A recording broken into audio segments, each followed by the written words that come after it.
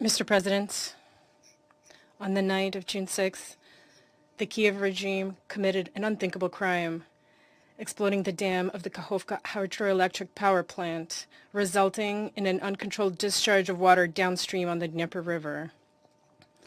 Settlements have been flooded, thousands of people are in need of evacuation, and that evacuation has already begun. Colossal damage has been dealt to the agriculture of the region and the ecosystem of the Dnieper estuary.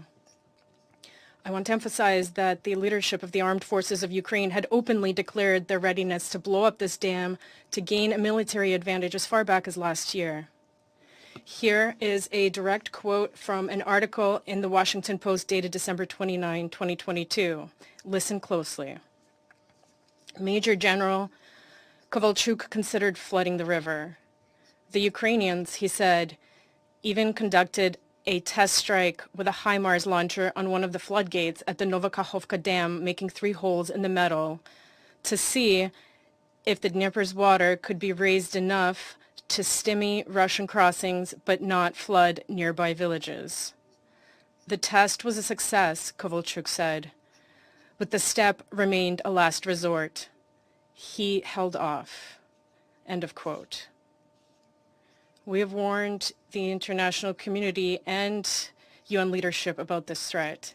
At the end of October 2022, we circulated as an official document of the UN Security Council a note from the permanent mission on the Kiev regime's plans to destroy the Kakhovka HPP. We regret that our calls to the Secretary General to do everything possible to prevent this horrifying crime were not duly heeded.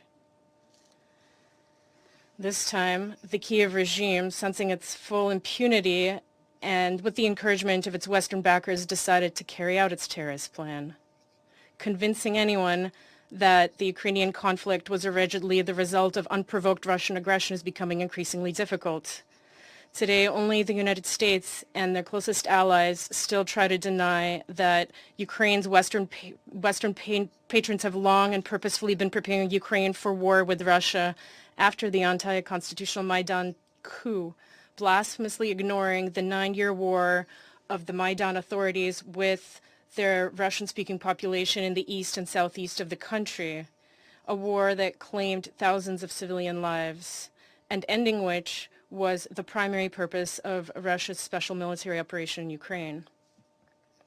We are already seeing a coordinated information, or rather disinformation campaign. We are hearing statements coming from the West and, of course, from Kiev, and we will certainly hear the same thing today in this chamber, that it was Russia who blew up the Kakhovskaya Dam. These statements are in the spirit of the same flawed logic that claims Russia sold itself at the Zaporizhzhia nuclear power plant or blew up the Nord Stream. Such quote-unquote conclusions reek of schizophrenia and perhaps not even the latent variety. The deliberate sabotage undertaken by Kiev against a critical infrastructure facility is extremely dangerous and can essentially be classified as a war crime or an act of terrorism. Attacks on objects containing dangerous forces are expressly prohibited by international humanitarian law, with dams specifically mentioned in Article 56 of the First Additional Protocol to the Geneva Conventions of 1977. The sabotage carried out by Kiev has 2 obvious objectives. The first is to attract maximum attention in order to create favorable opportunities for regrouping its units in order to continue the widely publicized counteroffensive, which is clearly bogged down in failing to achieve the objectives set by Kiev. According to our Ministry of Defense, Kiev has begun building defensive positions on the right bank of the Dnieper River, which indicates the intention of Ukrainian forces to go on the defensive. The second goal of today's attack is to inflict maximum humanitarian damage on the populations of vast territories, which inevitably results from the destruction of a major water and energy infrastructure facility. At present, the authorities of the Kherson region of the Russian Federation are evacuating the population from flood-prone areas. The HPP dam explosion has already led to an environmental catastrophe. Dozens of settlements downstream of the Dnieper River are flooding. The Kakhovka Reservoir and the North Crimean Canal, which supplies water to the Crimean Peninsula, are seeing falling levels of water.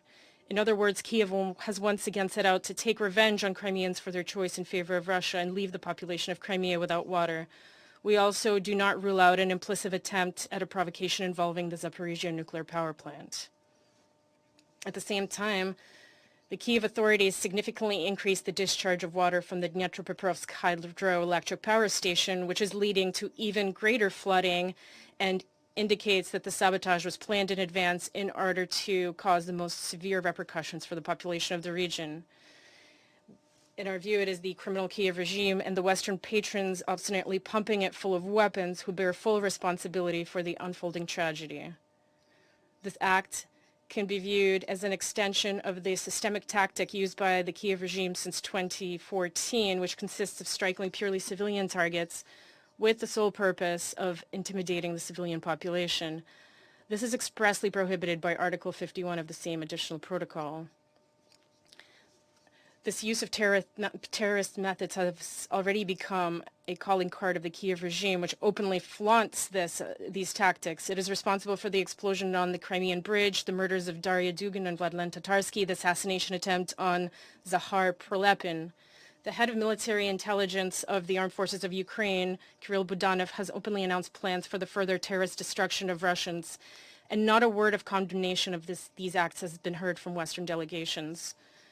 The Kiev regime has good teachers who are responsible, among other things, for the Nord Stream explosion and targeted attacks on the Al-Tabqa Dam in Syria. The West is accustomed to using someone else's hands to do their dirty work.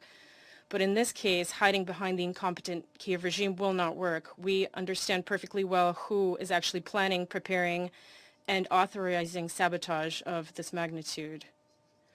We are deeply bewildered that the UN Secretariat repeatedly fails to condemn the attacks perpetrated by the Kiev regime, citing insufficient information, as was the case, for example, with the shelling of the Zaporizhia nuclear power plant by the armed forces of Ukraine, even though it is obvious to everyone from which side they are occurring. At the same time, the Secretariat's leadership does not hesitate to replicate politicized conclusions that supposedly all such crimes are as a result of Russia's actions in Ukraine. This is unacceptable deviation from the principles of objectivity and impartiality that are required of the UN Secretariat's leadership by Article 100 of the UN Charter.